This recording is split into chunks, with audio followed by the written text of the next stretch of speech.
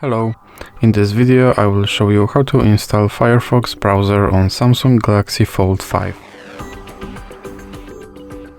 So you have to start with opening your Google Play Store. Now click on search bar and type in Firefox and click search. Now click install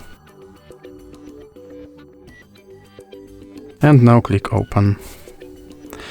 Now you can set your Firefox browser as your default browser, or you can click not now. Now you can sign in to sync your data, or you can click not now. And now you can turn on notifications, or you can click not now.